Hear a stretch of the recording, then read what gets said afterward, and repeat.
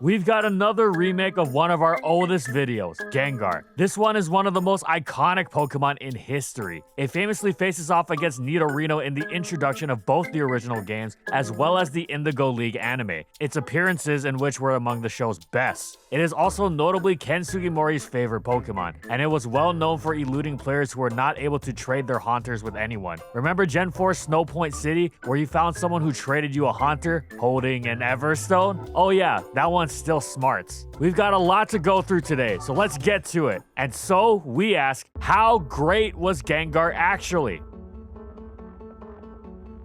But before we start, be more comfortable this fall because this video is sponsored by MeUndies. Guys, fall is here, and whether you're on the couch watching sports, going to the gym, or even enjoying the spooky season festivities, you need to feel comfortable. That's why I have MeUndies in my drawer. MeUndies is the best choice for comfort because of their micromodal fabric, especially the ball caddy. If you never thought you needed a special pouch for your parts to keep them separate, take the hundreds of 5-star reviews as your sign that this could be your new favorite boxer brief. Some of them even have a contoured pouch to make you look bigger if you catch my drift. The most comfortable underwear in the world comes in a variety of prints. I really like the desert sky and turtly awesome print that I have. These designs are really nice and remind me to stay cozy as I sleep in them. There's over 10 different styles of undies ranging from boxer briefs to jock straps, and there are over 100 different colors and prints. Pick one that you like and you won't be disappointed. And of course, MeUndies is so confident that if you don't like your first pair of undies, then it's on MeUndies, free of charge. Fall is coming, so don't let it ruin your comfortability down there. And go to MeUndies.com/FSG and use promo code FSG for 20% off your first order plus free shipping. And thank you so much to MeUndies for sponsoring this video. And in this video, we'll be going over these competitive formats. Gengar occupied a unique place in Gen 1 OU, thanks to a combination of traits both valuable and rare, but with some notable flaws as well. Right off the bat, its greatest weapon was the fact that it was the fastest sleep move user in the game, which was notable not just for sleep's power via long durations in Gen 1, but also the fact that the Gen 1 lead metagame revolved around getting the first sleep off in one form or another. Additionally, it was the only Pokemon with a straight up normal immunity, being able to absorb the otherwise fearsome Body Slam, Hyper Beam, Self-Destruct, and Explosion for a grand total of 0% was incredible. It also had a terrific special stat, and its high speed gave it the same critical hit rate as the mighty Tauros, which had the potential to be especially devastating considering Gengar also wielded Explosion itself. Now, those are all undeniably excellent, but here are the flaws. First, the sleep move Gengar uses is famously inaccurate, Hypnosis. Second, Gengar's typing also leaves it with a nasty weakness to one of Gen 1's most dominant types, the Psychic type, in addition to leaving it vulnerable in many matchups. It also meant it wasn't too keen on the risky idea of absorbing Exeggutor's Explosion, and it was weak to the Earthquake that was also wielded as coverage by the normal types whose stab moves Gengar would want to switch into. Its great special stat doesn't translate to much direct damage output without stab. Sure, Thunderbolt and Psychic are great, but it says something that Gengar's most consistent damage pre-boom is actually Nightshade. Still, Gengar's positive attributes were potentially huge. In the right matchup, it would put something to sleep, which was often effectively a KO in Gen 1 should enough pressure be applied and decent luck hold out. And then the opponent would switch, since they didn't want their slept Pokemon to be KO'd by Gengar's repeated Nightshade buffeting. This next Pokemon switch-in was likely at risk of getting KO'd or at least seriously damaged by Explosion, since the only normal resistant Gengar check was Rhydon. Thus, Gengar was often able to pull off something very close to a 2-for-1 trade, a massive advantage for its team to start the game with. And if one was using Gengar alongside Zapdos, they could slot in Mega Drain to function as a nasty lure for the Rhydon. The popularity of Alakazam and Starmie leads meant Gengar would have a difficult time pulling this off super consistently, at least on turn 1. Gengar's bulk meant it could live a Psychic, but with Hypnosis's accuracy and Alakazam's and Starmie's high critical hit rates, it was a very risky move. Some players though stayed in on Alakazam to explode it, since Alakazam was physically frail enough to actually get KO'd by Boom, notching an advantageous trade for the Gengar user. Why lead Gengar then? Well, Jinx was the tier's most reliable sleep lead, as it stayed in on both Alakazam and Starmie for the sleep, and utterly dominated Exeggutor leads. So much so that Eggy leads became incredibly rare. Most of the time, you weren't really beating Jinx turn 1 unless you won the coin flip with your own Jinx. Of course, Gengar had its own risks. It was especially rare at the height of Alakazam's popularity. However, the lead meta evolved as the can't miss safety led to so much Zam usage that mirrors became almost the new default turn 1. To break out of this mold, Exeggutor leads came back, which led to an increase in Jinx leads, and guess what beats both both Jinx and Exeggutor? That's right, Gengar. Yes, Hypnosis often misses, but remember it lives a Psychic, so it has 2 chances to land one, which is a huge reward. And if Jinx or Exeggutor go for Lovely Kiss or Sleep Powder respectively, they can miss as well, thus favoring Gengar. Eventually, Sing Chansey became a popular lead as well, marking another sleep lead that Gengar dominated. It wasn't just Gengar's use in the lead slot that led to its resurgence though, it was its mid-game defensive usage. Some players had noted that Tauros just about never used Earthquake since Blizzard was better for Rhydon and Gengar had become so rare. Thus, they began using Fire Blast, which with its 30% burn rate gave Tauros the advantage in the mirror matchup. It seemed like a no-brainer, given the absurd importance of the Tauros mirror. But then, Gengar started showing up again, and Tauros felt very awkward about being walled by it. Suddenly, it had to seriously reconsider its moveset. When it started using Thunderbolt to ruin Cloyster and help against Slowbro, it had similar issues. It wasn't just Tauros either. The Reflect spamming metagame had led to a rise in various Reflect Rest Snorlax sets that also didn't want to use the Earthquake that was nearly useless in most cases. They often ran Body Slam and Hyper Beam or even Self-Destruct as their moves, and thus were completely blanked by Gengar. Now, Gengar's presence on a team didn't necessarily mean it was shutting these two normals down forever, especially since it so enjoyed threatening an explosion on Chansey or a Psychic, but that was precisely the point, that it had a lot of value it could offer in any given game. And even in the event that these normals did pack Earthquake, Gengar offered a ton of utility in being able to dance around their actually threatening moves, especially since it could take one Earthquake and threaten in return with its high critical hit rate Explosion. Gengar even had a niche in Ubers for the same reasons as an OU. Its boom was less impressive given the high bulk of both Mewtwo and Mew, but its fast sleep and normal immunity were just as valuable if its user was willing to play around the risk. Overall, Gen 1 Gengar was a uniquely successful Pokemon.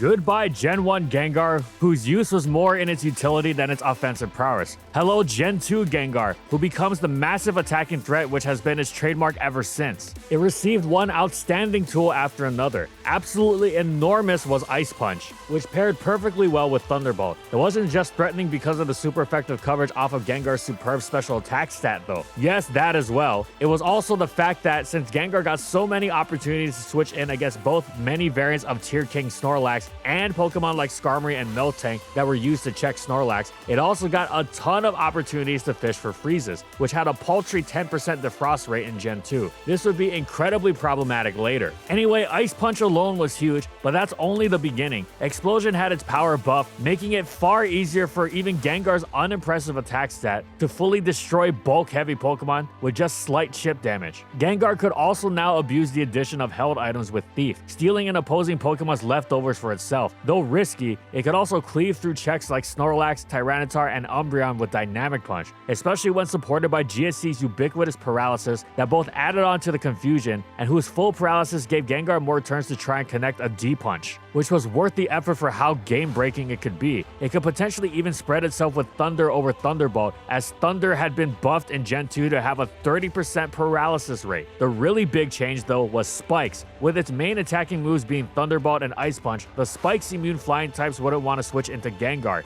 meaning Gengar, like Zapdos and unlike Heracross, was an excellent Spikes abuser for the fact that all of its counters were affected by Spikes, which made it excellent at exerting pressure every time it hit the field, which again was often. Gengar wasn't just a Spikes abuser though. With its Ghost typing blanking Rapid Spin's damage and thus nullifying its effects, it was, alongside Mischievous, the first spin blocker in competitive Pokemon, and by far the more dangerous of the two. It wasn't always perfect at answering the spinners, as it had to watch out for Starmie's Psychic, as well as its newfound weakness to the Pursuit that was often used as a supportive tool to try and enable spin. However, given Gengar's immense threatening potential, it could very well ruin such attempts to bypass it if it played well. Plus, it's not like Gengar was solely responsible for maintaining Spikes. The Spiker itself played a major role in that. Thus, Gengar became a fixture on offensive Spikes teams. It's not like Rapid Spin was ubiquitous. So much of the time, it wasn't even spin blocking, just being excellent and taking on so much of the metagame. Its most well-known tool was Explosion. It famously lured in preeminent Special Wall Raikou and boomed it, paving the way for teammates like Zapdos and Vaporeon. It was effective at pulling a similar trick against Snorlax. Gengar was a fixture on explosive offense, the dominant team style for a long time. It was easy to stack boomers, since the most common spiker, Cloyster, also ran it, as well as the popular Steelix and Exeggutor, and as well as later to rise Golem. Gengar Gengar also had so many other excellent tools we haven't even mentioned too. It could Fire Punch its way through Steelix, Heracross, Hidden Power Ghost Fortress, and the later popular Jinx. Hypnosis still had great potential, and it could even take a curse-boosted Earthquake, Snorlax, or Machamp down with it through Destiny Bond. Later, it would even begin to slot the newly added Hidden Power, specifically Water, as a move to hit not just Tyranitar and Steelix, the former without needing to rely on Dynamic Punch,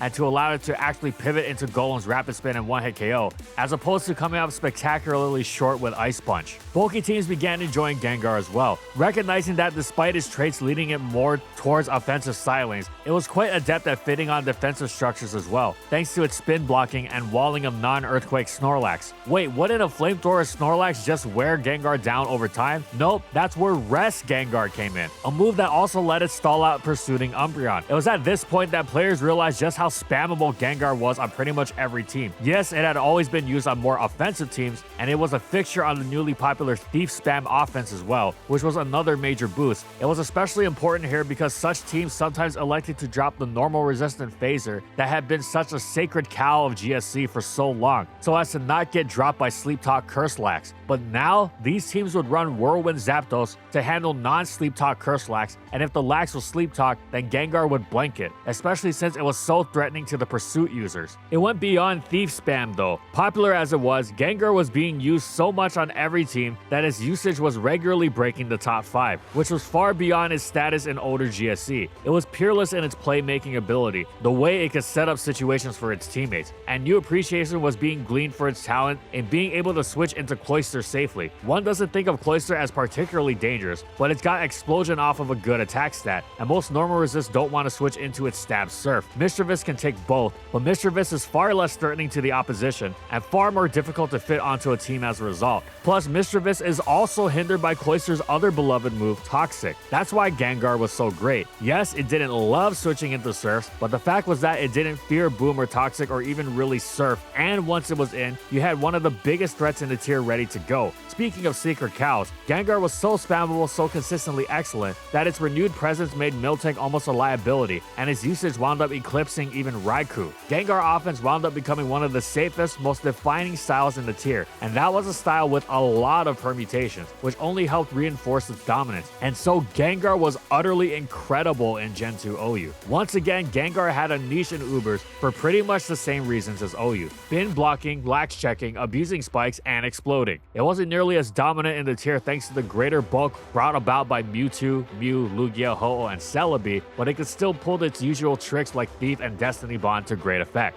Gengar just kept getting better in Generation 3, an embarrassment of riches bestowed upon it. First of all, that Earthquake weakness that had plagued it before was gone, replaced by an Earthquake immunity thanks to its Levitate ability. This also gave it an incredible immunity to Spikes. Oh yeah, Spikes went up to 3 layers now, meaning Gengar put even more pressure on its switch-ins, while not being affected itself. This dynamic was downright brutal to contend with, since even the new Levitate Pokemon did not want to switch into Gengar. Finally, Gengar received one of the most difficult moves to switch into, Will-O-Wisp. Fires were pretty much non-existent in serious advanced play for much of the tier's existence, but even those that eventually became popular, like Moltres and Charizard, were not wanting to switch into Will-O-Wisp because of how they feared Gengar's Thunderbolt. Will-O-Wisp was a great move for Gengar to spam indiscriminately, since it hit everything that might switch into it, and between it, multi-layered spikes, and Tyranitar's permanent Sandstorm, it was a defining player in a game newly dominated by passive damage. You couldn't just heal it off either. Gengar's new taunt would see to that. Of course, Gengar wasn't just a passive damage machine either. It was still a massively threatening attacker in its own right. With the popularity of Blissey, Gengar's explosion was often called upon to lure it in and eliminate it for the benefit of many a special attacker, especially those newly running Calm Mind. Gengar was highly popular on special offense as an enabler for this reason. Whatever it pulled out of its seemingly bottomless bag of tricks, whether it was Hypnosis, Destiny Bond, or even the occasional Focus Punch, it would mess with the opposition somehow, especially when it found so many opportunities to switch in, littered with immunities as it was, normal, fighting ground, and even toxic. Thus, for such a seemingly frail Pokemon, it had very little problem getting on the field repeatedly, especially with the popularity of choice banded moves that it was immune to giving it many a free turn. Gengar's level of threat was so massive, it single-handedly forced Ice Beam, Flamethrower, or Thunderbolt, usually Ice Beam, on Blissey. Sure, it loved to run Ice Beam often anyway for Dugtrio, as well as Salamence and Zapdos, but it wasn't forced to for any of these. It had other options. With Gengar though, you did not want wanted to be a Blissey walled by one of the scariest special attackers in the tier. At first, it was to stop Sub-Punch Gengar from walloping you, or any Focus Punch Gengar for that matter, but it developed into just always needing to be able to do some damage to it, because if you didn't pressure Gengar, it'd have too much room to ruin you, especially if it had time. Gengar was so threatening with spikes that many players forgot that it was a great Pokemon in its own right, but then again, there was a reason Spike's Gengar teams far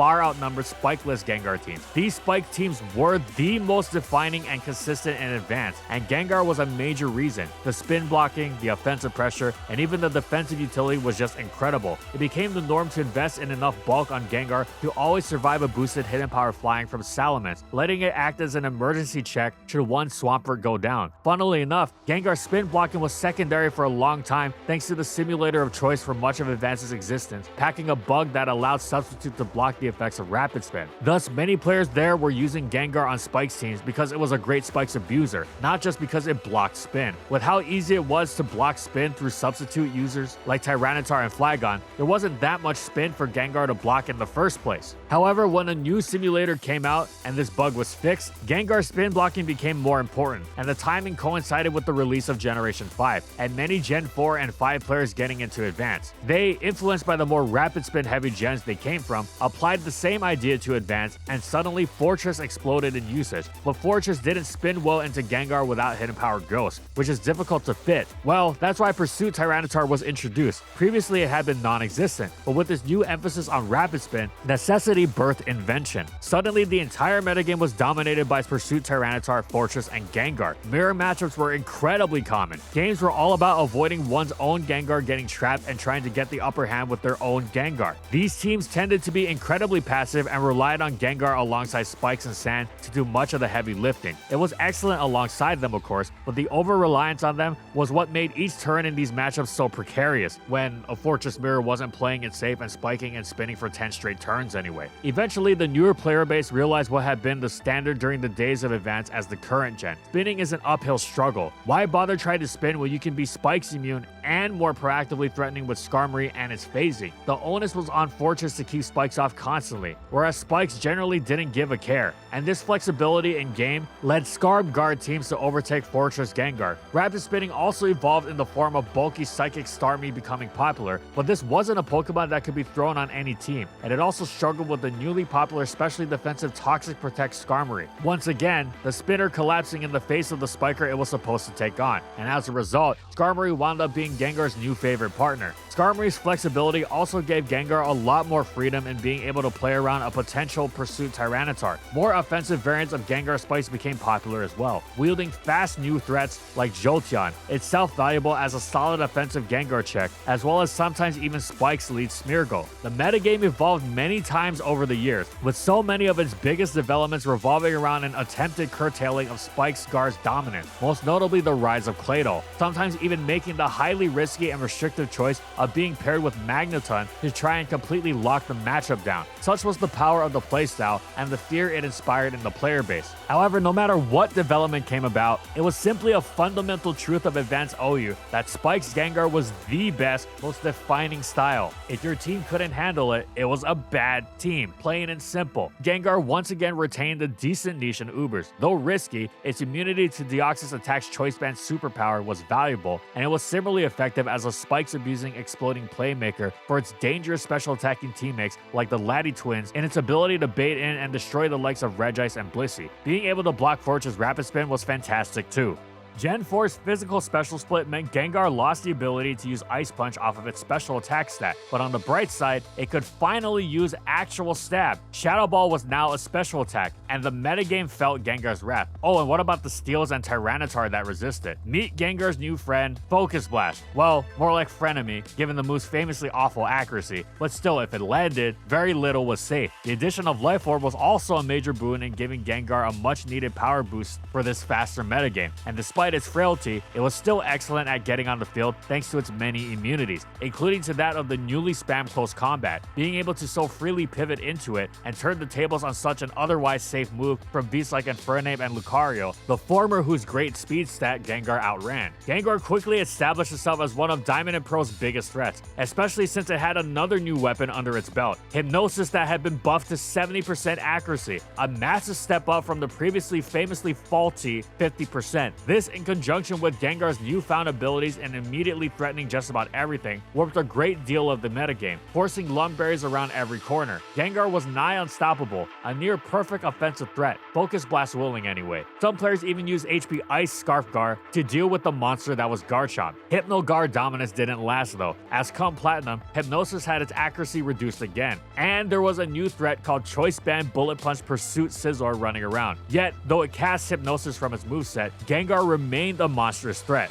The way it dealt with the Scizor issue was particularly beautiful. First, it ran Protect to scout if Scizor was going to Bullet Punch or Pursuit. If it showed Bullet Punch, no problem, switch out. And Gengar loved being paired with Magnezone to punish Scizor. If it showed Pursuit, trapping Gengar, no worries. That's when Gengar unleashed Hidden Power Fire. It turned the most common nightmare into a perfect lure, thus beautifully enabling a dangerous teammate like Dragon Dance Salamence. Then Heart Gold and Soul Silver came around, and Gengar got even scarier with the addition of Pain Split. This allowed it to not just reap the benefits of the Substitute and Life Orb it loved so much, but to actively turn the recoil into a weapon. Suddenly, that Vaporeon or Blissey would find its own massive HP stat being used to heal Gengar, thus allowing it to threaten them over and over. Gengar could lure these Pokemon in and destroy them with the Life Orb explosion if it so chose, of course, but it was Sub-Split Gengar that completely redefined the metagame. It was considered the scariest threat for some time, after Latias and especially Salamence had been banned. It felt like every team was weak to it. It was so fast and so strong, even the Scarf Tyranitar that had erupted in usage wasn't going to take it on safely, not when Gengar so gleefully spammed Substitute, and Gengar often enjoyed forcing Scarf Tyranitar into using Pursuit so its teammate like SD Lucario could set up. SD Lucario had begun running Bullet Punch over its longtime trusty Crunch specifically for Scarf Tar and Gengar. Anything that let Gengar in was risky in some sense, from Choice Band Infernape Close Combat to Taunt Toxic Gliscor. It even turned the tables on Breloom. Sure, it wasn't a bulky spin blocker like the Rotom appliances, but Gengar wasn't to be used as a spin blocker. First of all, it didn't need spikes, but it was still excellent on spikes teams, specifically because they made it truly brutal to withstand its attacks. Especially defensive Wish Protect Jirachi rose in usage because it was very good in general, but one of the best things it did was specifically take on Sub-Split Gengar like almost nothing else could. Other Pokemon became popular for similar reasons, especially defensive Hippowdon, Protect Bronzong, Milotic. Yes, they were generally great, but they were specifically good against Sub-Split Gengar. Even specially defensive Skarmory was a good check, albeit imperfect. Well, that wasn't a problem. It was nothing that Gengar couldn't dip into its move pool to handle. Goodbye Sub-Split Gengar, hello Taunt Will-O-Wisp Gengar, a la Advance, which completely ruined every single Pokemon previously employed to check it, while generally being a massive pain to deal with. Forget pivoting Tyranitar into such a spammable move. Sure, Heatran and Clefable were good into Wisp, but they did not enjoy Focus Blast at all. This reinvented Gengar became a premier stall breaker, especially once Latias was introduced, with bulky Latias simply being another victim for it. There were some Lati stall teams that were insanely difficult to break, but despite being excellent against pretty much all of the rest of the metagame, they tended to get utterly shellacked by Gengar. Gengar was still superb against offense too. This set traded in Life Orb for Black Sludge's recovery and potential trick punishing, but it hit everything it needed to quite hard, and could even flip matchups it otherwise lose, like Gyarados, thanks to the ability to burn. Overall, one cannot overstate Gengar's impact on Gen 4 OU. Throughout every incarnation of the metagame, some form of Gengar has been there, dominating. All it needs are Shadow Ball and Focus Blast, and the rest just helps. With Rotom appliances no longer being half ghosts in Generation 5, Gengar took over as the go-to spin blocker for teams whose fast pace demanded more aggression than Jellicent could offer. Of course, Gengar's lack of bulk meant it was hardly unflappable in this regard, but it didn't have to be perfect. Simply this ability to pivot into a spin to guarantee hazards would remain was vital for hyper-offense spike stacking that couldn't afford to relay hazards like a Ferrothorn might. Deoxys speed and later Deoxys defense, and even later Custap Skarmory would sacrifice themselves for the hazards. They had to keep them up at all costs. Plus, Gengar wasn't just a sacrifice to keep hazards up. No, it was also a massively threatening hazard abuser, much like it had been before, with Shadow Ball and Focus Blast continuing to shred much of everything in their path. At first, Gengar ran a substitute disable set, which could pull neat tricks like locking Conkeldurr out of payback, so Gengar then walled it and got a free sub. But this set quickly faded in favor of good old sub-split. Gengar was most identified with Spike's hyper offense. In fact, the playstyle was referred to as Deogar because of how essential Gengar was to back Deoxys up, but it wasn't beholden to such teams. Sand teams could use it as well, and in fact, the lowered need they had for Gengar to spin block by virtue of running Spikers with longevity like Skarmory, Ferrothorn, and Fortress meant it could focus more on unleashing its dangerous attacks. Speaking of Fortress, its popularity as a spin blocker on Sand and Sun meant Gengar was actually quite consistent as a spin blocker, since Fortress couldn't afford to include Gyro Ball in its moveset, and Payback having been nerfed to not double damage on the Switch meant it wouldn't use it like it did in Gen 4 either. All Gengar had to watch out for was getting Volt switched on into Scarf Tyranitar, but this was not at all dissimilar to the dynamic it had already had in Gen 4. Gengar's typing also lent it several excellent points of entry and defensive utility once again, even against hard-hitting Pokemon. This is why it wasn't just a spin-blocking machine, but a consistent threat. Its ground immunity let it pivot into Danger Stab, while its ability to shut down Gliscor was even better this time around, giving Gliscor's responsibility for taking on nearly the entire physically offensive part of the tier, including Terrakion, whose mighty banded close combat simply meant a substitute for Gengar. And Gengar's excellent speed stat gave it the jump on Terrakion, who was already dangerously fast. This dynamic continued in Black and White 2 with the addition of Keldeo, while the fighting immunity was also valuable for taking on the new threat, Technician Breloom. Gengar could even switch into Sheer Force Landorus like no bulky Pokemon could. In fact, when the combination of Landorus, Keldeo, and Banded Tyranitar were dominating the meta, ripping through defense easily, Gengar in turn outsped and ripped through them. It also enjoyed the fact that the tier's go-to special wall was Celebi. Gengar's usage dipped after the ban of Deoxys defense. Custap Skarmory rose to replace it, but it lacked the consistency of DOD's amazing speed, move pool, and bulk. Still, Gengar was equally essential to Custap Skarmory's team success, and thus retained solid usage. It also began seeing use on bulkier sand teams more consistently as a partner for Reuniclus. Gengar would bait in Reuniclus's answers like Scizor and Jirachi and burn them with Will-O-Wisp, allowing for easy Reuniclus picking. This style wound up catching the eyes of players recognizing its potential, leading to it taking off and becoming utterly dominant. It was so easy to stack spikes and enable a Reuniclus sweep through Gengar's burning, general offensive pressure, and spin blocking, aided by Rocky Helmet Rough Skin Garchomp as the stealth rocker to punish spins and ensure Gengar wasn't too burdened by the task. The team style thus got the absolute daylight spammed out of it and was a major contributor to what was later identified as the Reuniclus problem, or the Spikes problem, but nobody wanted to look at Spikes. In an attempt to curtail the issue, as well as deal with another broken element in Chlorophyll Sun, an unprecedented move was made to allow Excadrill to come back to OU so long as it didn't use Sand Rush on a sand team, as OU could have an actual decent rapid spinner, and Gengar's presence was a significant contributor to this. Sadly, in the era of Excadrill and beyond, Gengar usage slowly declined until it disappeared completely. It wasn't just that it couldn't spin block on Excadrill being used to counterpick the sand teams it was used on. It was a major part of it, sure, but that wasn't all, because Custap Skarmory teams often went without sand, and they didn't much want to use Gengar either. Custap Scar teams found two things. First, they actually preferred Jellicent. Yes, it didn't have Gengar speed and power, but with Taunt and Will-O-Wisp, it was plenty effective at making progress and not slowing its team down. It wasn't passive. Plus, its defensive profile was much appreciated on such a frail team, and crucially, it was much better at spin blocking Tentacruel on Rain. With Air Balloon or Eject Button, it could even pivot into Excadrill, though this was preferable in tandem with faster teammates once Excadrill was unable to use Sand Rush at all. Second, what was realized by Custap Scar teams was the same as what was realized by Sand teams. If they wanted to go for the Reuniclus win, or the win with the other Magic Guard, Psychic Alakazam, they didn't need Gengar for that. They were more than capable of wearing opponents' limited checks into Psychic range simply by stacking the Psychics themselves, Alakazam and Ryun together, and it didn't end there, as they loved using the biggest threat in the tier, Latios. It's a shame because Gengar was certainly not a bad Pokemon, but as the metagame became optimized, there was just not much of a reason to use it at all over its competition, an anticlimactic end to what was otherwise another highly successful generation.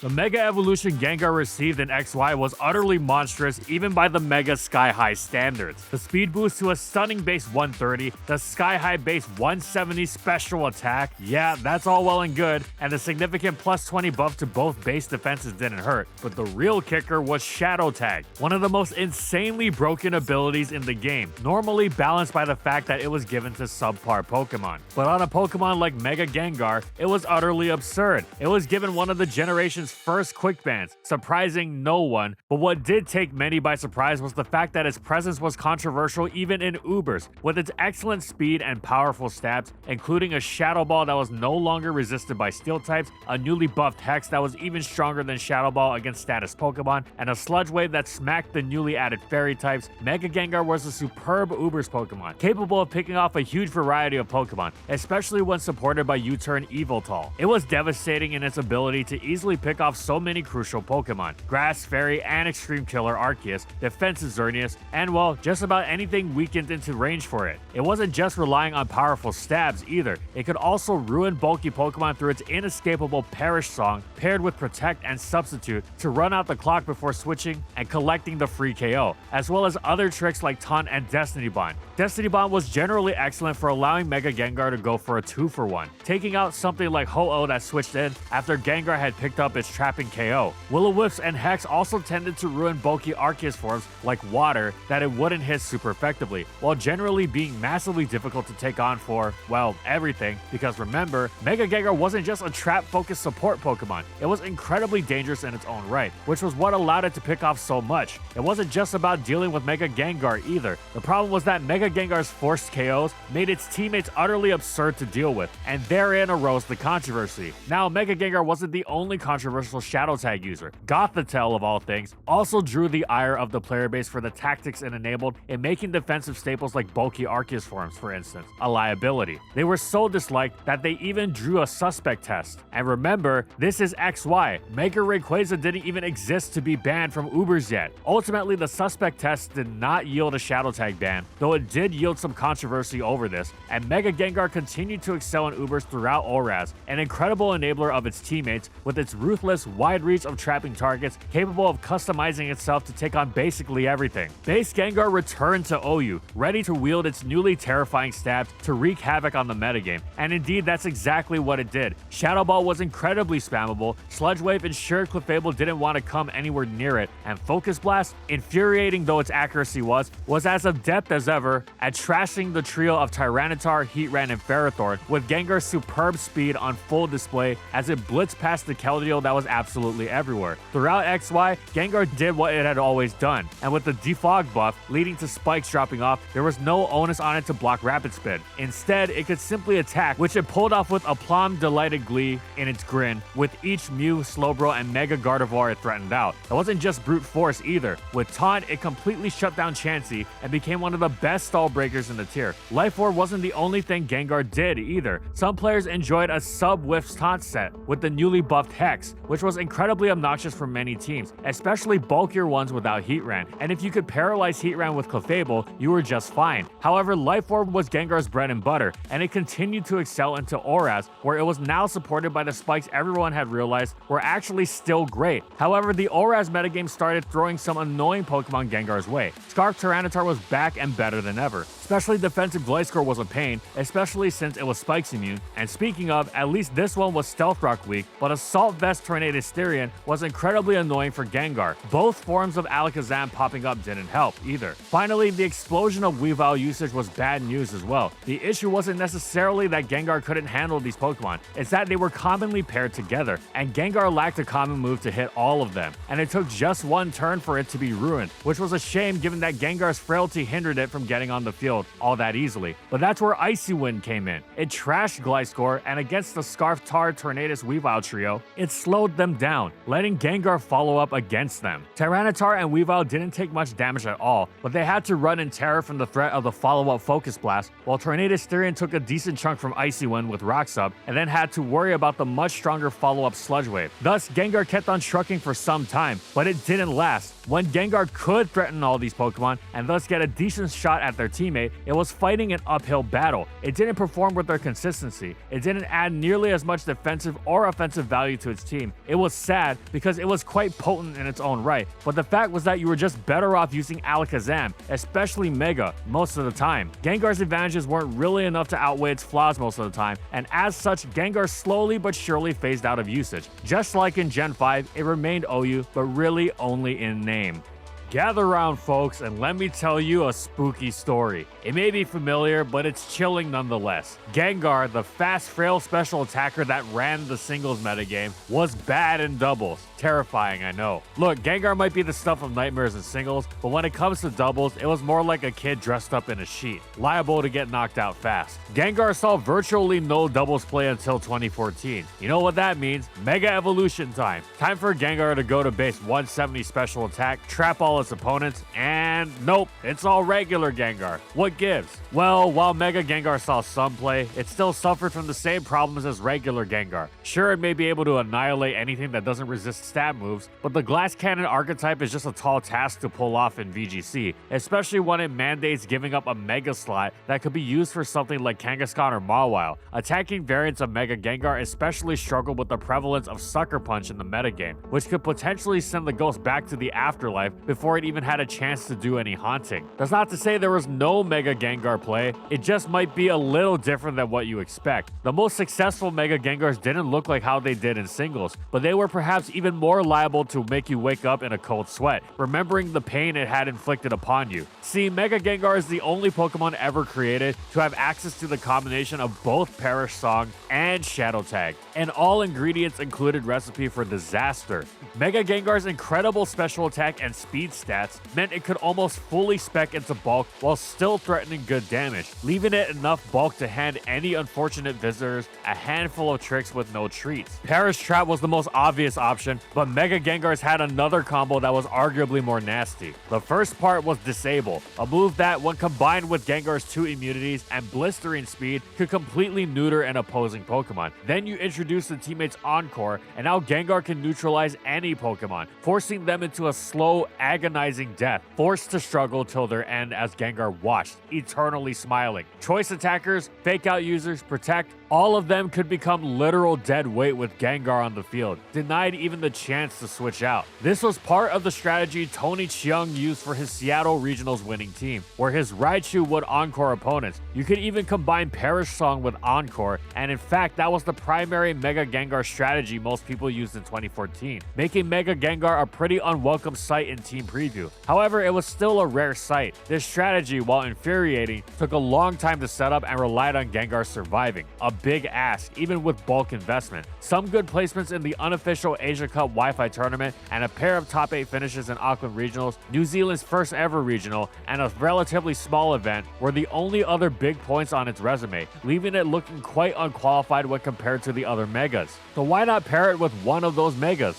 That's what John Hugh did in his breakout run to 4th place at the US Nationals, building a team that established his reputation as one of the game's most creative team builders. John actually ran a fully offensive Mega Gengar alongside a Mega Mawile. His reasoning was that Gengar was actually fairly useful even without Megaing due to its good special attack and 3 immunities. His main tech to improve its Kangaskhan matchup was the inclusion of Substitute, which allowed it to dodge Sucker Punches and wasted Kangaskhan's turn. However, John's Gengar actually started out as an entirely different set. Remember that thing John said about base Gengar being useful? Well, he initially intended to use base Gengar, but with a totally different set, one that had gained popularity over the course of the year thanks to one Gengar enthusiast. Marcus Statter is Gengar's foremost proponent. It's not going to be the last time you hear his name in this video, but this is the first time he used Gengar, and he established it as one of the best anti-meta picks in the game. Thanks to Marcus's write-up on Eggy Emporium, a VGC website he ran with good friend Wolf Glick, we can get an in-depth look behind the scenes at his reasoning for Gengar, in keeping with some of the principles behind Mega Gengar's VGC use. Marcus pioneered a nearly full support Gengar, and he used it in a way Mega Gengar was incapable of reproducing. I'm not talking about the moveset. There are 2 things Gengar has available to it that Mega Gengar just doesn't: a free item slot and a different ability.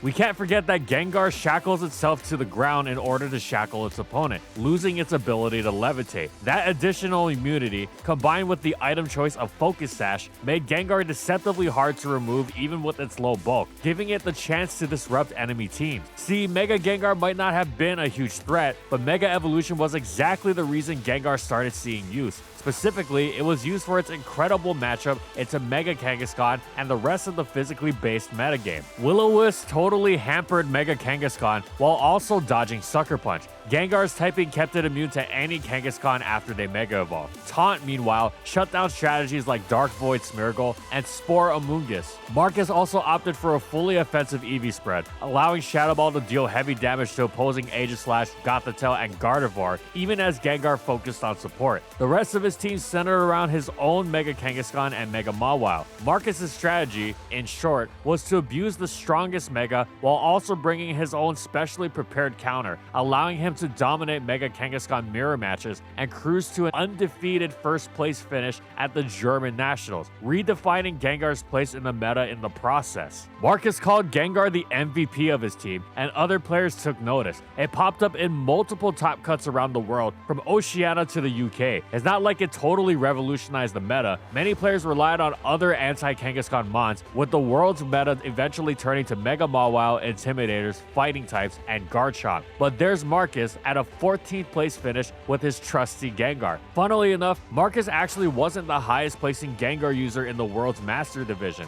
That honor goes to the player who finished one place higher than him. It's only fitting that lucky number 13 would go to Gengar. Even better is that it was at the hands of eternal oddball Ashton Cox, who, true to his nature, ran an even more unexpected Gengar set, bulky choice specs. Of course, this being Ashton, it wasn't even the strangest thing on his team. He also had a Sock, Staraptor, Aggron, and Weavile. In fact, Bulky actually achieved an even higher accolade, a World Championship. In the Seniors Division, Nikolai Zielinski piloted Bulky Trick Room Gengar to first place, establishing that when it comes to Gengar, the only thing you can expect is the unexpected. The 2015 metagame brought changes both positive and negative to Gengar. It received a small direct buff by way of access to Icy Wind, expanding its support options even further. In terms of meta shifts, Gengar didn't especially appreciate the prevalence of Mega Salamence and Tailwind to hamper its speed. However, it enjoyed a fairly good matchup against Mega Metagross. Regular Gengar occupied much of the same space it did in 2014, a good anti-meta support mon, slotted into any team that wanted an answer to setup gimmicks or Kangaskhan. It saw similar levels to success the previous year, with a spate of top 8 appearances. Shoutouts to Toller Webb, Christopher Arthur, Hobani Vasquez, Devin Honer, Yaya El Lacy, Ben Hickey, and Cameron Swan for their top 8s at regionals. Gengar also performed at the national level, with Marcel Capel going 6th in Italy, Luca Breitling Paz placing 4th in Germany, and Theron Ho taking 2nd in Australia. Its best finish, however, came from a familiar face, Marcus Statter, who hopped from Germany to jolly old England to win the UK Nationals with a new take on his Gengar Mega Kangaskhan team. 2015 also shook things up by buffing Mega Gengar. See, Mega Gengar used to have to rely on Pokemon like Liepard or Raichu to enable its disgusting disable strategies. Now it had the far more reliable Whimsicott at its disposal, a far better prankster Pokemon than Liepard that could additionally provide Tailwind support. In addition, it wasn't the only Paris Trapper in town anymore. Gothitelle had arrived to extend Shadow Tag even longer. Mega Gengar's usage shot up early in the format as players toyed with these new strategies. 2 players managed to win regionals with Paris Trap Mega Gengar. Philip De Souza in the UK, who split his team between the Whimsicott Gengar Parish mode and a Mega Zard Y mode. The other regional winner was someone who'd gotten a chance to learn about Gengar from one of its original heroes, Wolf Glick, Marcus Statter's longtime friend and the other owner of Eggy Emporium. Wolf took first in Massachusetts with a full Paris Trap team, triumphing over Ashton Cox in a match that established him as one of the most masterful Paris Trap players ever, a circumstance that would be replicated 8 years later when Wolf once again piloted Paris Trap to a regional win over Ashton Cox. It was without Gengar that time, but this run was the start of a piece of Pokemon history. Speaking of deja vu, John Hugh placed top 32 at the US Nationals with another dual Mega Gengar team. In fact, using the exact same Mega Gengar, just with Icy Wind over Sludge Bomb. Remember how John's Gengar in 2014 had started as support, then turned into Mega Gengar? Well, the same thing happened to William Biosci Hall this year. But instead of going offense, he ran the peculiar support Mega Gengar set because he already had Focus Sash on his Terrakion, which he credited for winning him some best-of-1 guessing games as opponents played Find the Focus Sash. This approach took him to a silver medal. Unfortunately for Gengar, well, you remember the chalk circles drawn on the ground in Lavender Town to protect you from ghosts, right? 2015 happened to be overrun by chalk, the team composition, not the substance. The Landorus-centric archetype, despite being built around Kangaskhan, was was designed to have multiple tools to deal with Gengar, from Cresselia's Psychic to Landorus Earthquake to Thundurus's Prankster Taunt. All of these are mons that Gengar could feasibly have okay matchups against, but combined together, it struggled to make an impact. Once again, it was Marcus Statter carrying the torch, but he finished 34th this year, lower than in 2014. The only other Gengar player to top cut was Theron Ho at 23rd, but despite its increased presence in 2015, Gengar ended the year lower than ever before, with even its dearest faithful struggling to make it operate at the highest level. But then came 2016. 2014 saw base Gengar overshadow its Mega form. 2015 let Mega Gengar rise to somewhat equal standing. And in 2016, one of the most broken Pokemon ever made would finally lay claim to that title in VGC. But first, regular Gengar. The restricted meta offered ample opportunity for Gengar to shine, and it shouldn't be hard to see why. There's a certain fairy-type deer that didn't appreciate its presence. In addition to the threat of powerful Sludge Bombs, Gengar could taunt Xerneas out of Geomancy. It also offered access to one of the most critical moves in the 2016 meta, Skill Swap. So many of the restricted Pokemon relied on their abilities for their power, as did the Megas. In the case of Groudon and Kyogre, skill swapping could also reset the weather, allowing for powerful control of potentially the most warping factor in the game. Quite a few players made regular Gengar work on a variety of teams. Top 8 finishers included Brandon Miller in Adelaide, Maureen Steinman, and Dale Squickard at the first ever South African Regionals, Ethan Hall and Jamie Boyd at the UK Nationals, Stefan Spagok at the US Nationals, and Zach Miller at the Phoenix Regionals. For the most part, these Gengars all fit the same mold: Sludge Bomb, Taunt, Icy Wind, Skill Swap, and a Focus Sash. Although Stefan did opt for Lumberry between those 7 teams, Gengar was paired with 6 different restricted Pokemon, showcasing its new status as a Swiss Army knife, all the tools necessary to ruin opposed restricted Pokemon's day. But 2016 was about Mega Gengar. We already talked about how powerful controlling the weather was. You know the main way you did that? Switching Pokemon. You know what Gengar doesn't let you do? Switch your frickin' Pokemon, man. Now look, I'm hyping up Mega Gengar a lot. You probably think it dominated tournaments, but that's not even close to true. It top 8 a few tournaments, sure, but by and large, players opted for Mawile, Kangaskhan, or Salamence in their Mega slot. Mega Gengar still had to reckon with the matter of the item slot and immunities. Ground immunity was very vulnerable in a Groudon-heavy metagame, and Focus Sash was crucial to living long enough to disrupt your opponent. The trade-off for Mega Gengar was a risky one, only manageable by very, very precise play. Mega Gengar may have been in some top 8s, but it didn't win a single tournament until August. It just so happens that August has the tournament with the best players in the world. There were 4 Mega Gengar players in top 8 of Worlds. Let's start with second place. You'll understand why in a second. Jonathan Evans ran a very bulky Mega Gengar on a dual weather team. See, Gengar does actually get a significant boost to its defenses when Mega Evolving. It's not a tank by any means,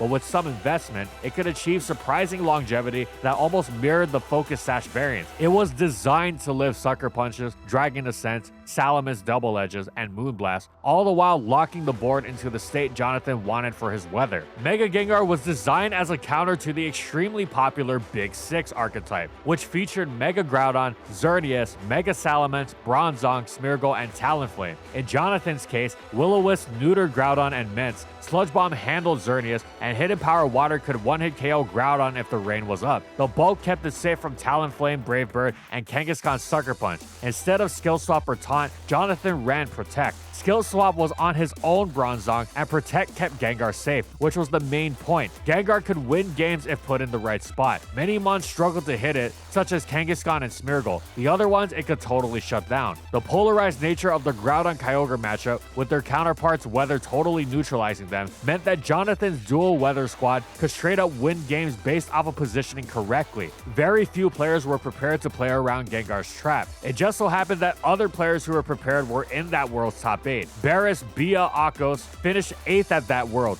In 3rd place, well, you were expecting to hear him at some point, right? Marcus Statter took one of his signature Pokemon almost to the greatest heights it ever experienced. The only other players to go higher at that point, Jonathan Evans and the other proprietor of Eggy Emporium, one of the players who gave Mega Gengar a regional win the year prior, Wolf Glick. Billa, Wolf, and Marcus all used the same team, a team Marcus Wolf and senior player Brendan Zhang had built together, extensively flowcharting and testing as a unit. Brendan Zhang also placed top 8. It was a team that they've said is the best team they've ever built. Given the fact that it was in top 8 4 times, it's hard to argue against. Their Gengar had two main differences from Jonathan's. First, it didn't use Hidden Power Water, as their team had other methods for dealing with Groudon. Second, in a departure from Wolf's usual strategy, this Gengar was actually less bulky. It opted for more special attack. The reasoning behind this was to completely neutralize opposing Smeargle. The idea was that with enough special attack investment, you can guarantee a one-hit KO on Mental Herb variants and Taunt Focus Sash variants, making Smeargle a non-entity regardless. In addition to its good matchup into Big Six, Gengar let Wolf and Co. play the trapping game while maneuvering their pilot of Hitmontop and Raichu, slowly whittling down the opponent with a barrage of nuzzles and intimidates. It was a neat fusion of the very ideas both Marcus and Wolf had brought to the table in years prior. While supporting Mega Gengar had initially seemed like a laughable choice unless it was Paris Trap, now it was proving its worth as one of the best calls for the meta. Wolf didn't bring Gengar in his finals match, and it may not have been especially dominant throughout 2016, but it was part of one of the most dominant teams of all time.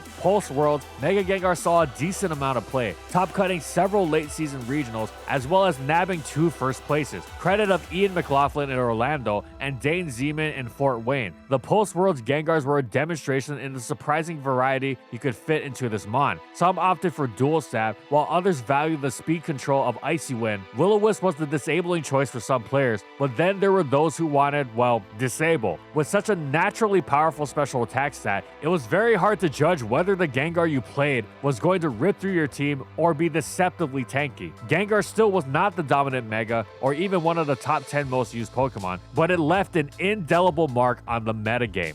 Generation 7 did Gengar really dirty and removed its Levitate ability. Oh, Curse Body is a great ability. Oh, it can absorb Toxapex Toxic Spikes now. Oh, there are all these new fairy types it can threaten with Sludge Wave. Yeah, nice try. Being weak to Earthquake and Spikes again was just devastating. Would it have been enough to prevent Gengar from finally falling out of OU for the first time as it wound up doing? Probably not, but it sure would have been nice to have. Despite falling to UU quite early on, Gengar did still see some nice usage and success in early Gen 7 OU. To be sure, the aforementioned traits were actually great, and the influx of fairy types meant that Pursuit Tyranitar was quite rare, making Gengar Spec Shadow Ball, an idea previously inconceivable for how blatantly Pursuit weak it was, into one of the scariest, most spammable moves in the tier, beautifully taking advantage of the tier's dearth of resist. Greninja did not count, as it could only switch in once despite the resist. It was quite a potent threat, as even in this faster metagame, Gengar's speed was still quite impressive, notably getting the jump on the dangerous Kartana. This talent of Gengar's actually wound up seeing it rise up back to OU for a time. Sadly, this did not last. Just as it turned out, Spikes were still amazing in Gen 6 OU despite the fog. Pursuit Tyranitar of all sorts proved itself to still be amazing in Gen 7 OU despite fairy types, and Gengar's Spec Shadow Ball spamming days were over, and once those were over, so too was Gengar's time being used in OU. Ultra Sun and Moon would make this especially certain with the introduction of Blacephalon and its much higher special attack. If you were gonna Spec Shadow Ball spam,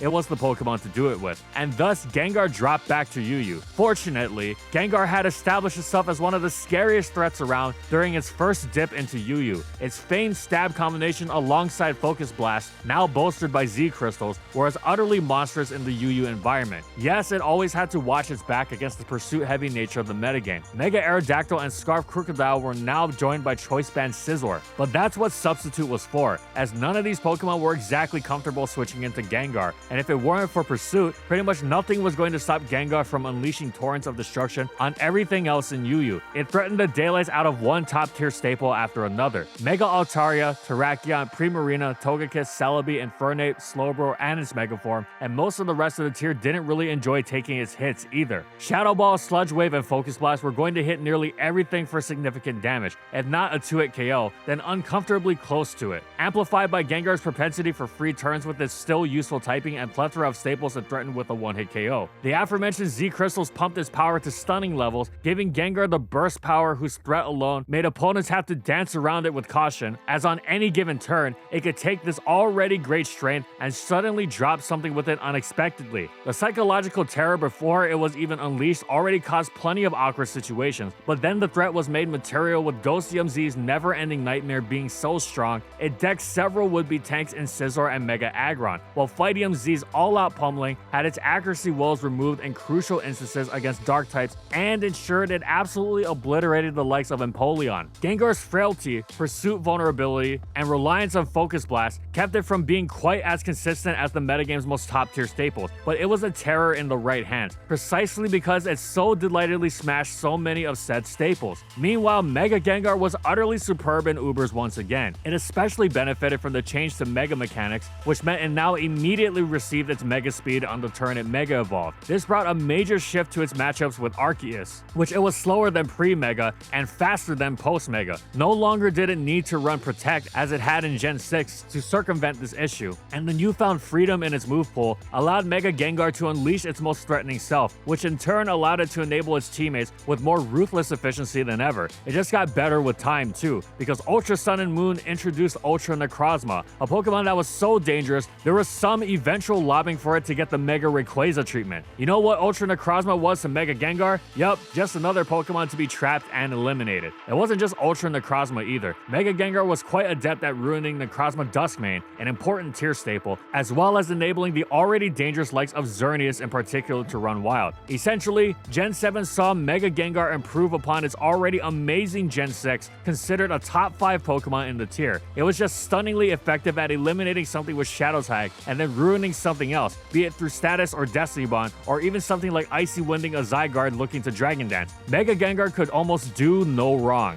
The reset to Sun and Moon brought ill tidings for Gengar, as the 2017 meta banned Megastones. Granted, we know that regular Gengar was perfectly capable, and that was especially true in a metagame filled with the Tapus, who didn't very much appreciate a Sludge Bomb to the face. Gengar's speed tier also served it well, giving it enough pace to threaten other common threats like Kartana, Alolan Ninetales, and Garchomp. That said, even though Gengar could output some frightening offensive pressure, it still suffered from its own problems. Frailty. Anything that outsped it was an issue. Even supposed good matchups based on typing like Tapu Koko could turn dangerous very quickly. Scarf Kartana was also a big threat. It also had a new problem, the ground. With Levitate taken away and Gengar permanently tethered to the earthly plane, it had a whole new host of enemies to fear. This was a particularly big problem because of the fact that other strong Pokemon also had ground weaknesses, like Tapu Koko, Arcanine, and other poison types like Alolan Muk, and especially Nihilego, Gengar's biggest competition. No Mega Stones was even more of a downside that it might seem, not because it lost its Mega, but because Kangaskhan's baby couldn't jump out of the pouch anymore. Remember, Gengar became popular in the first place as a Kangaskhan counter, then it won its World Championship because it was a method of dealing with Xerneas, Groudon, and the like. This metagame was far less physically oriented, and the popularity of Tapu Fini meant Gengar's Will-O-Wisp were liable to fail outright. With the direct nerfs to Gengar and its biggest reason for existing, its usage plummeted pretty dramatically. That said, some players still managed success. Eugene Tan took 5th at a Singapore special event by pairing Gengar with Tapu Bulu, giving it half of its ground immunity back against Earthquake spammers. Keep this synergy in mind. It's a novel idea that you might get sick of pretty soon.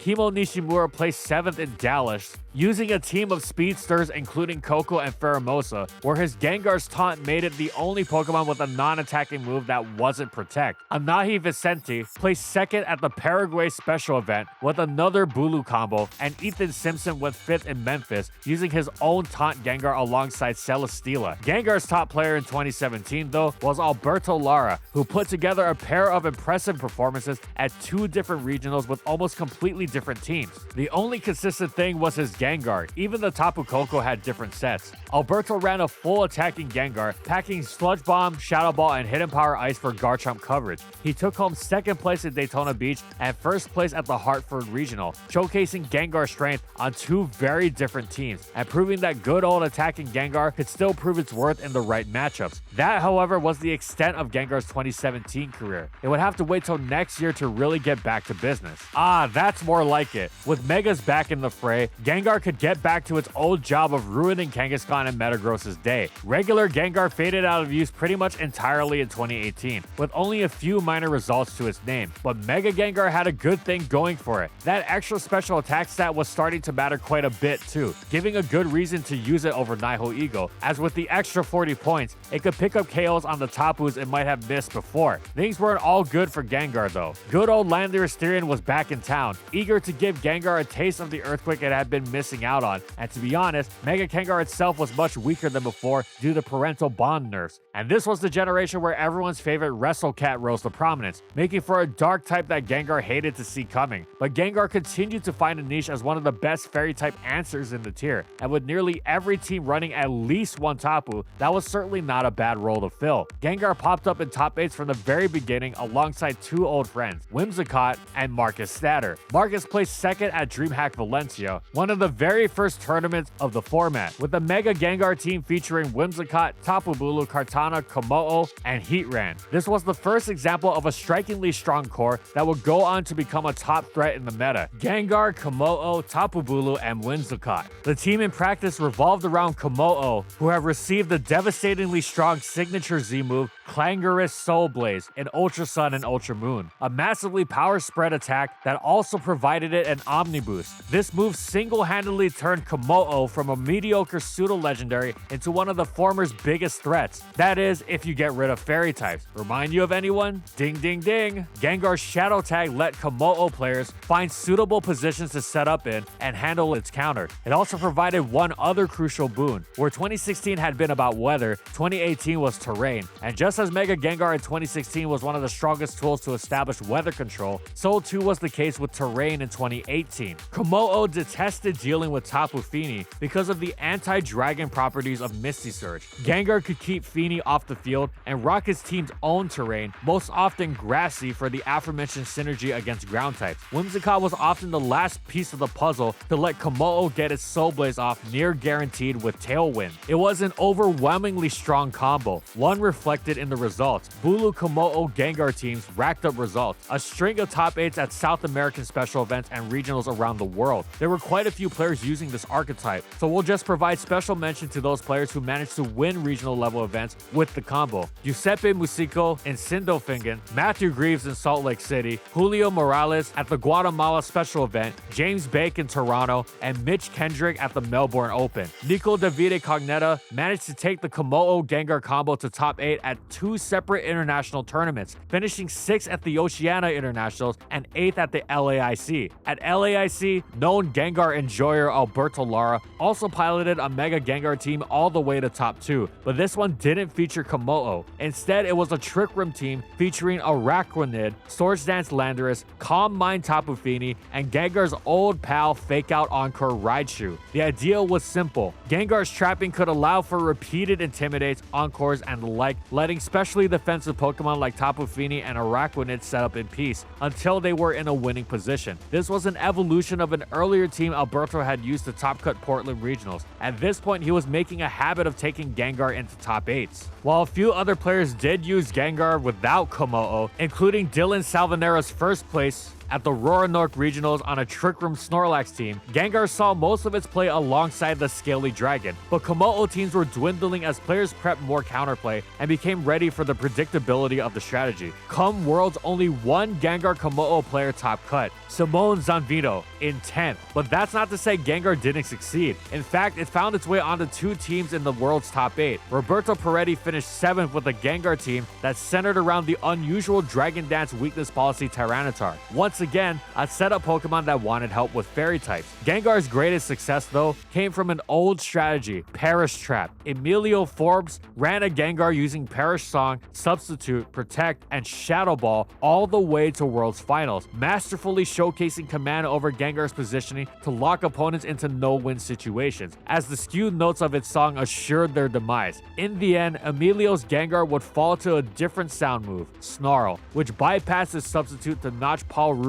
a world championship. That said, Emilio's play was stunning all tournament long. You can go back and watch the VODs and see just how thoroughly Gengar's positioning dismantled opponents. As always, when you expect Gengar to zig, it zags. 2019 Restricted Meta. The deer is back and stronger than ever. As such, so is Gengar. Gengar enjoyed its highest usage of all time in 2019, with top 8 performances in all 3 formats across the year. The Sun Series banned Mega Stones and Z moves, but not Geomancy, meaning Xerneas ruled the roost, giving Gengar its niche back. What's more, there was a whole new host of Psychic and Ghost restricted Pokemon for it to Shadow Ball. The 2 Italian Davides, Caruccio and Karer, used the a team of Gengar, Kyogre, Kartana, Tapu Lele, Lunala, and Amoonguss to place top 8 at the Lele and Harrogate respectively. Moon Series kept Mega Evolution off the table while bringing back Z-moves. Gengar found a niche again, and this time for the first time ever without its near mandatory Focus Sash, both Nick, Nails Navari, and Ashton Cox used a Ghostium Z Gengar that packed Destiny Bond. No Focus Sash, no problem. One-hit KO me and I'll one-hit KO you back. Ashton went all the way to finals at Greensboro before falling to Alex Williams' Ho-Oh team, while Nails won his maiden regional title in Dallas with his Gengar. Base Gengar even stuck around for a bit in the Ultra Series, once it got its Mega back. It may have performed poorly at Worlds, but it put up good numbers in the after season, where Jean-Paul Lopez Buiza used his Ghostium Z Gengar to place 6th at the LAIC, and Vichy Vasudevan brought the same item and Mon combo to 3rd in San Diego. Finally, Korean player Mayan Love won the Korean League Season 3 with a very tricky Gengar, Trick Room with a Focus Sash to be specific.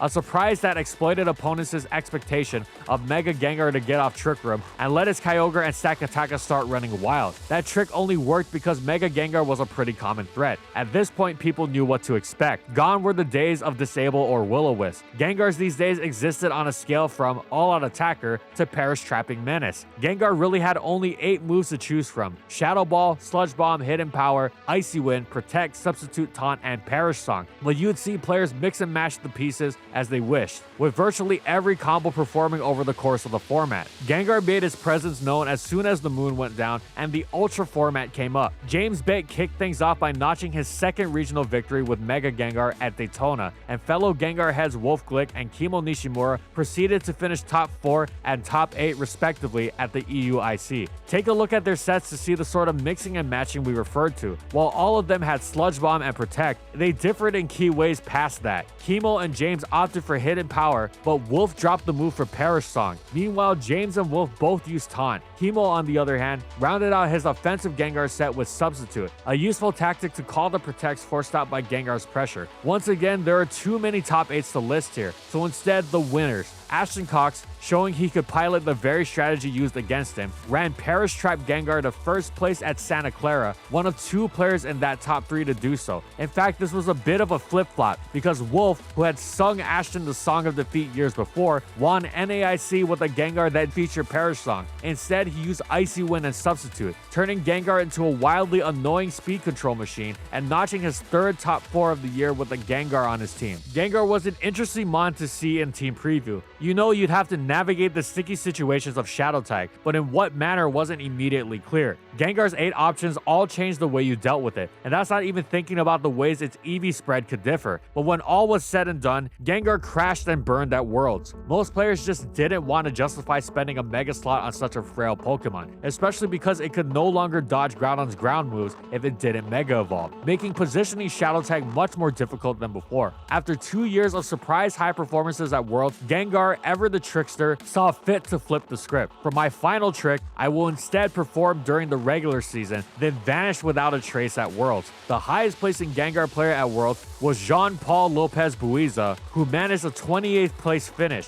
Nothing to scoff at, but a far cry from Gengar's prior 2 years on the podium. Gengar continued to see use post-Worlds. In addition to making a few regional top 8s, Eric Rios gave it a bronze medal at the LAIC, but it was still a less common sight in a world of Mega Menses and Metagrosses.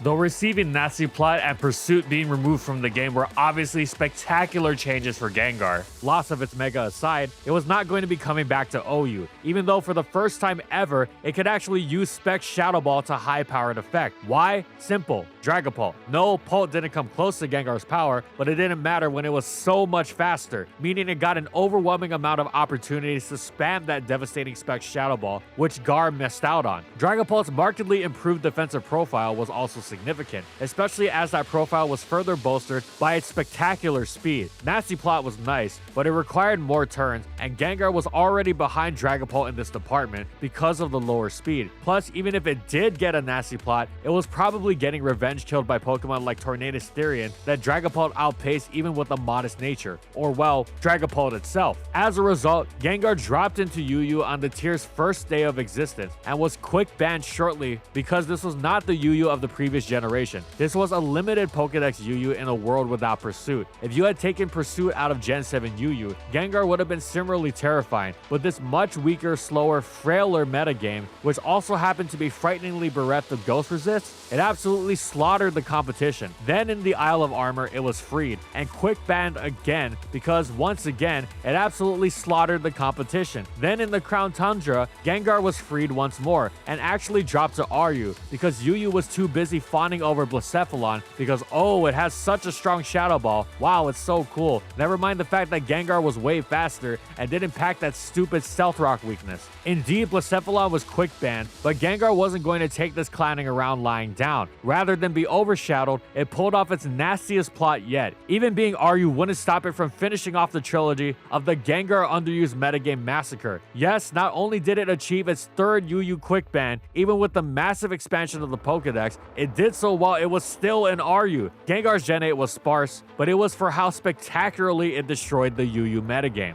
Since the removal of Mega Evolution, Gengar had struggled to find a real niche in VGC. It even had a form that approximates some of Mega Gengar's power via Gigantamax Gengar, whose move G-Max Terror prevents opponents from switching out. In practice, however, most players would rather take the defense drop from Max Phantasm. Gengar had a very mini resurgence at the beginning of the 2020 format. At the OCIC, Nihil Noor and Brady Smith both placed in the top 8 using identical Trick Room Gengar teams featuring Togekiss, Arcanine, Rotom Wash, Bisharp, and Conkeldurr. This sashed Gengar matched up well into the dominant ruler of early 2020, Togekiss. Of note is that the team also opted for Sludge Wave over the more popular Sludge Bomb, allowing Gengar to self-proc its own Togekiss's weakness policy post-Dynamax. Gengar's last notable performance comes from none other than Jamie Boyd, a true original team builder, purveyor of Pokemon and builds you've never dreamed of. How appropriate than that he gave Gengar one last prank as a send-off before it was power crept out of existence. Imprison Trick Room and a last top 8 finish.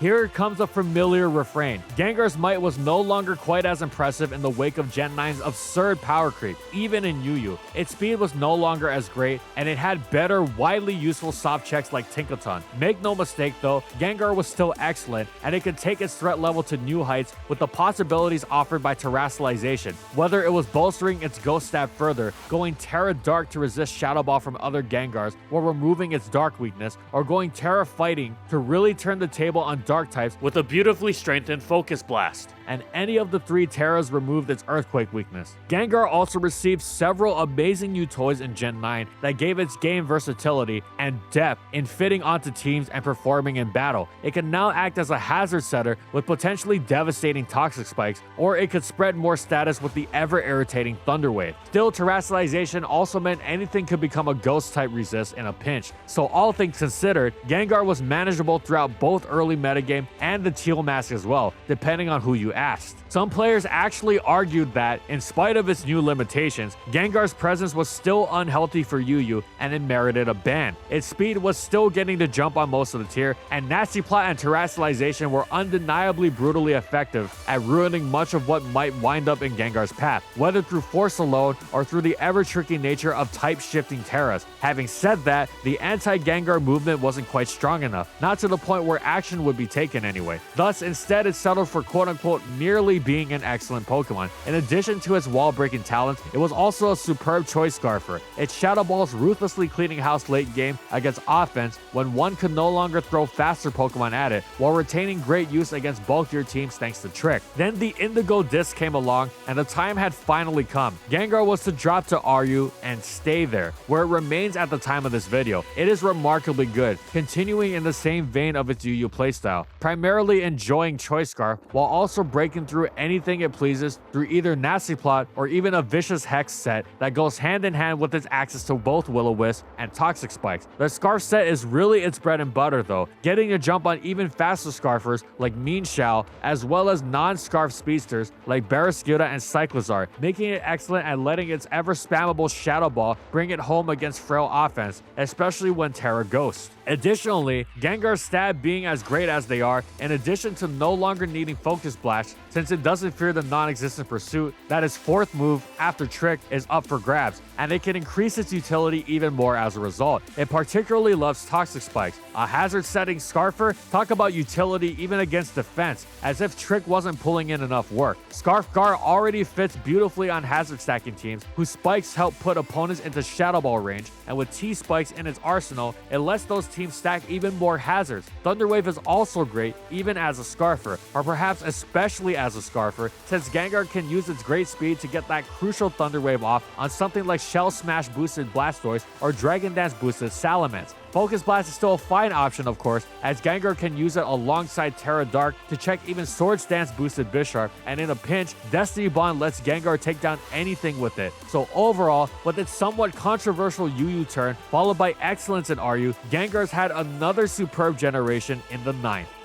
While a few die-hard Gengar enthusiasts have tried to make it work in the Gen 9 VGC metagame, Gengar finds itself hopelessly outclassed by other ghost types like Fluttermane and Calyrex Shadow Rider. Even in Regulation H, there's not much reason to use Gengar over something like Golden Go. Its singular niche is as a haze user to handle Dondozo, who can also exert offensive pressure. But with Gengar's mediocre bulk, it's hard to want to rely on it as your Dondozo answer, instead of something bulkier like a Moongus with Clear Smog or even Murkrow. With Nary Mega or G-Max form to its name, it's hard to find a real reason to use Gengar, and those who have used it typically haven't had good results. Gengar has always been a hard mon to read, able to leverage its combination of speed and disruption to keep opponents on their toes. Though its usage these days is pitiful compared to its glory days, keep an eye out this spooky season. Ring the doorbell, and you're likely to get a trick instead of a treat. Maybe a new trick will find Gengar laughing its way to the top once again.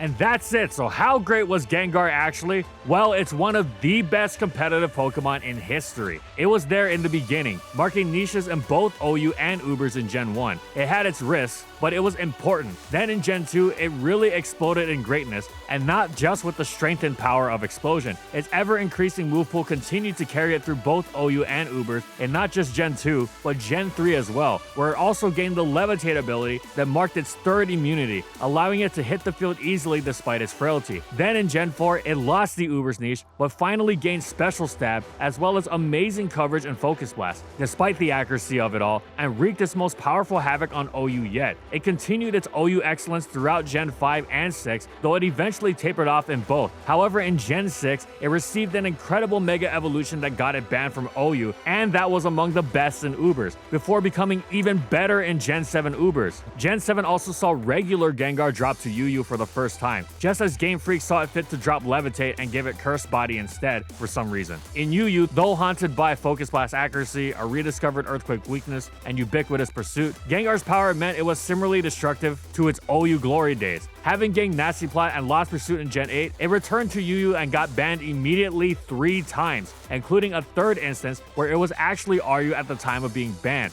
Its return to RU after beginning the generation as an excellent UU Pokemon in Gen 9. And in VGC, once it got its Mega, Gengar has been an absolute beast, and something that a lot of players actually dread fighting against, especially the Shadow Tag Perish Song variants, capping off a lengthy, storied competitive history. Gengar was indeed great. Thanks for watching, everyone. I hope you enjoyed our movie, Evo Gengar 2, Gengar by Dawn. And as always, if you liked the video and you want to see more, be sure to subscribe to False Swipe Gaming for more weekly Pokemon content. And in the comments, I want to know, what did you think about the movie, about competitive Gengar, whatever it is, let us know in the comments. Also, thank you so much to our patrons for continued support of our videos, and thank you to everyone else watching as well.